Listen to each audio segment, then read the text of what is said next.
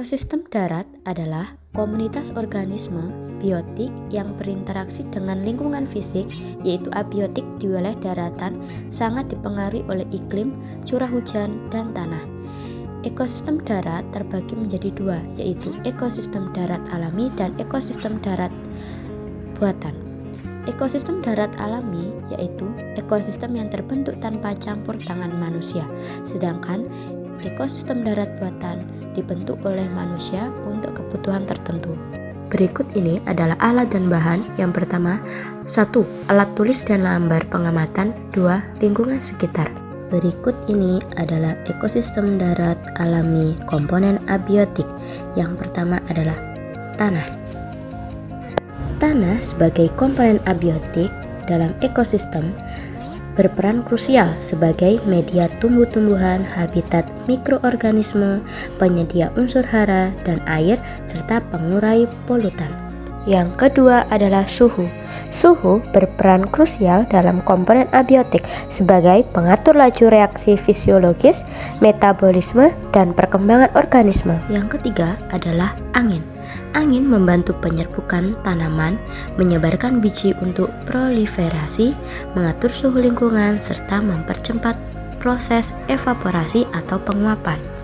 Yang keempat, cahaya matahari memicu proses fotosintesis pada tumbuhan untuk menghasilkan makanan, mengatur suhu lingkungan, mempengaruhi siklus hidup makhluk hidup, serta menentukan kualitas dan intensitas lingkungan fisik di darat maupun di perairan. Yang kelima adalah air. Air, penyusun utama tubuh makhluk hidup, pelarut hara mineral, medium metabolisme, serta pengatur suhu lingkungan dan tubuh. Lalu komponen biotik.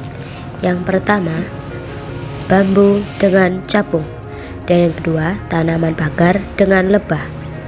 Yang ketiga, pohon kunyit dengan kupu-kupu. Dan yang keempat, ada semak-semak dengan burung cabai api. Dan yang kelima, pohon pule dengan semut. Dalam komponen biotik, hewan berperan sebagai organisme konsumen yang tidak dapat membuat makanannya sendiri, berfungsi menjaga keseimbangan ekosistem melalui rantai makanan, membantu penyerbukan tumbuhan, mengendalikan populasi organisme lain, serta berperan dalam siklus nutrisi. Dan yang terakhir adalah jamur. Jamur berperan penting sebagai pengurai dengan memecah materi organik mati seperti sisa tanaman, kayu lapuk, dan bangkai menjadi senyawa anorganik sederhana. Selanjutnya, ekosistem darat buatan. Komponen abiotik yang pertama adalah cahaya. Cahaya matahari sebagai komponen abiotik utama berfungsi sebagai sumber energi primer dalam ekosistem. Yang kedua ada suhu. Suhu di sini adalah 31 derajat. Suhu menentukan distribusi spesies, mempengaruhi fotosintesis pada tumbuhan, serta mengatur pola reproduksi, hibernasi, dan migrasi hewan. Yang ketiga adalah air. Air merupakan komponen abiotik paling krusial bagi kehidupan, berperan sebagai penyusun utama tubuh makhluk hidup, pelarut hara, mineral, medium metabolisme, serta pengatur suhu, lingkungan, dan tubuh. Air juga menjadi habitat bagi berbagai organisme, sarana transportasi nutrin, dan bahan utama fotosintesis. Yang keempat ada tanah. Tanah sebagai tempat hidup penyedia unsur hara, penumpang akar tanaman, dan pengatur siklus air bagi organisme. Tanah menyediakan nutrisi bagi tumbuhan dan tempat tinggal mikroorganisme. Selanjutnya ada komponen biotik. Yang pertama ada rumput dengan capung. Dan yang kedua ada rumput dengan walang sangit. Yang ketiga ada pohon randu dengan ulat. Dan yang keempat ada padi dengan burung. Dan yang kelima ada rumput dengan belalang.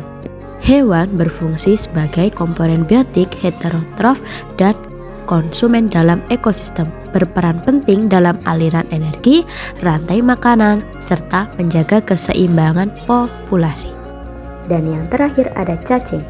Cacing adalah komponen biotik yang krusial untuk meningkatkan kesuburan tanah.